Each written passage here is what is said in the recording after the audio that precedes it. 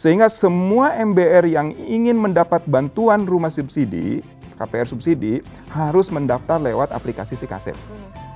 Ya. Sehingga ke depan kita bisa menjaring semua informasi keberadaan MBR itu, ya. PPDPP mendekatkan MBR yang tersebar seluruh Indonesia ini dalam satu titik, hanya dalam satu genggaman saja. Kami pun mantau dari satu genggaman. Selain mereka juga untuk mendapatkan rumah dari satu genggaman, kita pun memantau mereka dalam satu genggaman untuk seluruh Indonesia. Saya bisa melihat keberadaan MBR di semua pelosok. By name, by address itu kelihatan. Ada posisi di mana gitu ya. Nah, itu dari sisi kelompok sasaran. Ya. Kemudian dari sisi pengembang mungkin ya Pak? Pengembangnya sendiri juga begitu. SIKASEP itu dilengkapi dengan aplikasi Sikumbang untuk pengembang. Jadi pengembang wajib mendaftarkan rumahnya ya, yang akan difasilitasi oleh KPR subsidi FLPP maupun SSB termasuk BP2BT harus terdaftar. Kenapa harus terdaftar? Supaya kita bisa pantau. Karena kami menginginkan bahwa kualitas rumah pun terjamin. Terjamin sesuai dengan peraturan menteri, baik Kepmen Kim Praswil nomor 403 maupun Permen PU nomor 20 tahun 2016.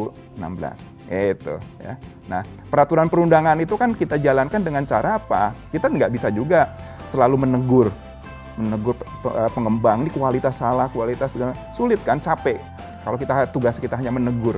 Tapi dengan aplikasi lah, dengan sistem lah yang bekerja, semua terbangun oleh karena sistem. Ya, Betul, terbangun iklim yang sehat karena sistem. Kita ingin seperti apa? Seperti regulasi yang sudah ditetapkan di dalam peraturan-peraturan menteri, di dalam PP, di dalam undang-undang. Gitu kan ya. Kita ada undang-undang bangunan gedung, kita ada undang-undang perumahan dan permukiman, ada undang-undang rumah susun, ya kan ya. Tapi kalau kita hanya mengawal undang-undang dengan cara kita sebagai polisi, saya kira tidak seperti itu gitu ya. Kita bukan itu. Tapi kita bagaimana menciptakan infrastruktur kerja yang lebih memungkinkan terbentuknya iklim bisnis properti yang sehat. Nah, itu kan. Luar biasa sekali ya Pak. Ya. Nah Pak, kemudian dari aplikasi yang telah ada seperti SIKASEP dan Sikumbang itu bagaimana sih Pak tanggapan dari masyarakat sejauh ini dengan mungkin apakah mudah untuk digunakan atau mungkin bagaimana kendala-kendalanya Pak? Dari sisi MBR ya, dari sisi MBR, bayangkan saja sekarang ini MBR kalau mau cari rumah, apalagi dalam kondisi pandemi seperti ini, mau cari rumah nggak perlu dandan dulu, ya kan ya, lipstikan dulu, keluar kemudian muter-muter, wah itu kan biaya kan. Apalagi lagi COVID begini ya Pak ya. Udah keringetan, ya, udah gitu pakai masker, pakai sarung tangan, hand sanitizer segala macam dilengkap gitu kan ya. Padahal sekarang pakai dasteran aja Mbak Saskia sudah bisa cari rumah kok, ya lewat HP, lewat genggaman. Dalam sebuah genggaman kita bisa milih, ya. Apa itu tidak dimudahkan? Ya, luar biasa kan sebetulnya kan. Biaya yang kita keluarkan pun dengan resiko yang rendah, ya. Biaya bahan bakar kita kelilingi kota tidak ada, biaya untuk kosmetik tidak ada, biaya untuk berdandan tidak ada, gitu kan ya. Hanya internet saja ya Pak ya. Cukup pulsa saja internet gitu ya. Kita bisa searching seluruh Indonesia. Bahkan kalau Mbak Saskia ya, sobat PUPR sedang jalan-jalan ke luar negeri. Ketika kepikiran butuh rumah, tinggal buka saja aplikasi SIKASEP. Jadi dimanapun, kapanpun ya Pak ya? Dimanapun, kapanpun ya, tidak ada batasan waktu, tidak ada batasan ruang, tidak ada batasan tempat. Kita bisa mencari rumah dan bahkan ya saat ini kita bisa memantau proses aplikasi kita, pengajuan KPR kita. Setelah kita menetapkan bank yang mau kita pilih, kita juga bisa memilih bank di sana. Ya. Jadi kita nggak usah lagi gini. Kita nggak usah lagi digiring-giring oleh bank, milih perumahan di sini. Kita tidak perlu lagi digiring-giring oleh pengembang, milih bank di sini. Benar-benar yang namanya MBR menjadi subjek. Ya, itu perubahan besar menurut saya gitu ya. Mereka berhak membatalkan bank ini, berhak membatalkan perumahan itu, ya, tanpa harus dibangun opini oleh siapapun. Termasuk kita juga tidak bisa membangun opini buat MBR. Sesuai dengan amanat Undang-Undang Nomor 1 Tahun 2011 ya, Pasal 54 ya, bahwa pemerintah wajib memfasilitasi MBR. Nah, itu kita sudah fasilitasi dengan adanya aplikasi SIKASEP. dia sudah jadi raja di negeri ini. Dia menjadi tamu di Menteri PUPR yang menjadikan kita wajib menghormati tamu itu. Wow. Ya, bukan kita yang jadi tamunya, bukan kita yang dilayani oleh MBR, tapi MBR kita layani. Wah, luar biasa sekali. Jadi untuk teman-teman pemirsa Ruang Bincang yang masih cari rumah ya Pak, khususnya buat teman-teman yang belum memiliki hunian atau hunian pertamanya, boleh coba abis ini langsung download aplikasi Sikasep yang kita lihat. Nah Pak, tadi juga Pak Arief menyebutkan terkait dengan bank atau mungkin mitra kerjasama. Nah, mungkin boleh Pak di-sharekan kepada teman-teman atau sobat PUPR sudah berapa asosiasi dan mungkin bank pengembang yang bermitra dengan PPDPP Kementerian PUPR. Kemudian bagaimana bentuk kerjasamanya dengan program DPP dengan bank terkait?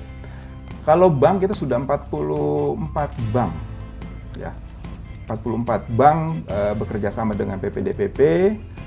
Baik itu Bank Himbara, Bank Daerah, Asbanda yang terhimpun di dalam Asbanda sudah hampir semuanya baik syariah maupun yang konvensional, termasuk ada beberapa bank swasta gitu ya. Kemudian dengan asosiasi ada 19 bank termasuk di dalam 19 bank. 19 asosiasi termasuk di dalamnya ada Perumnas gitu ya. Baik. Nah Pak, kemudian juga seperti yang kita tahu saat ini kita tengah berada dalam pandemi Pak. Pandemi COVID yang mungkin kita juga belum tahu nih Pak kapan selesainya, tapi semoga secepatnya ya Pak ya. Nah, untuk program-program PPDPP sendiri Pak, ada nggak Pak yang terhambat dengan adanya pandemi ini? Kemudian bagaimana solusinya jika memang ada? Oke, pertanyaan saya waktu itu hanya satu gitu ya, ketika saya datang ke PPDPP di sini, saya tanya, kita ngurusin apa di sini? Ya, kepada semua para direksi dan kadip. Penyaluran FLPP Pak, ke siapa? MBR gitu. MBR-nya mana? Ternyata data MBR itu ada di bank. Loh, saya bilang salah. Harusnya kita tersistem menjadi satu ya Pak, terpusat ya Pak? Saya bilang. Makanya waktu itu terpikir, oke, kita harus bikin aplikasi bagaimana caranya kita punya data tentang MBR, keberadaan MBR itu supaya dekat dengan kita gitu kan. Ya, itulah lahirnya Sikasep gitu ya. Lahirnya Sikasep berbasis IT tentunya kan, nggak mungkin kalau kita melakukan survei satu persatu gitu atau suruh MBR ya yang datang daftar ke sini semua, repot juga kita gitu ya. Tapi akhirnya dengan begitu tiba-tiba setelah kita tetapkan ya launching Sikasep ini 19 Desember. 19 Desember, Januari waktu itu kita paksakan harus jalan. Dan konsep PPDPP waktu itu saya nyatakan jangan harus nunggu sempurna dulu. Iya benar, learning by doing ya Pak? Betul. Dan alhamdulillah ternyata dari Januari kita ada respon, minta Sikasep itu bisa diedit, akhirnya kita perbaiki bisa diedit, dan makin kesini makin sempurna. Ya, kita bayangkan kalau kita ditunda, ya, menunda pekerjaan itu akan menunda masalah juga sebetulnya, gitu ya. Masalahnya tidak akan terpantau, tapi juga dengan kita jalankan, masalah-masalah yang timbul akibat dari aplikasi yang baru ini akan muncul secara otomatis dan langsung kita bisa perbaiki, gitu ya. Nah, jadi hal seperti itu sehingga ketika bulan Februari tiba-tiba ada informasi COVID, saya kaget juga ya, bulan Februari, bulan Maret kita melakukan WFH. PPDPP ini mungkin salah satu unit di PUPR ya yang melakukan WFH selama 3 bulan 100%, termasuk saya tidak ngantor. Karena ada aplikasi. PUPR siap merelaksasi kebijakan yang terkait dengan layanan, tapi tidak melakukan relaksasi terhadap kualitas.